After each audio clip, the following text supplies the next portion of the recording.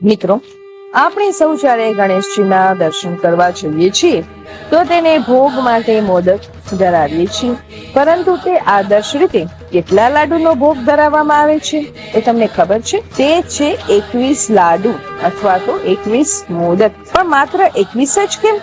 આની પાછળ પણ એક કથા છે, ચાલો જાણીએ.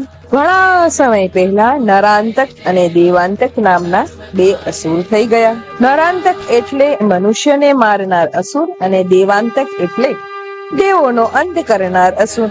આ બે અસુરોના ત્રાસથી લોકો અને દેવોને બચાવવા માટે ગણેશજીએ વિનાયકનો અવતાર લીધો. પોતાની સાથે 20 સૈનિકોની સેના લીધી. તેની સાથે યુદ્ધ કરી અને પોતે વિજયી બન્યા. પોતાના આ સૈનિકોની સેનાને હંમેશા સાથે રહેવાનું વચન આપ્યું. એટલે જ આપણે 21 લાડુઓ ભગવાનને ધરાવીએ છીએ. તેમાંથી 20 તે પોતાની સેનાને આપે છે અને એક જ લાડુ પોતે સ્વીકારે છે. તો મિત્રો, તમને આ વાતની ખબર હતી? તે મને કમેન્ટ બોક્સમાં કમેન્ટ કરીને જરૂર જણાવજો.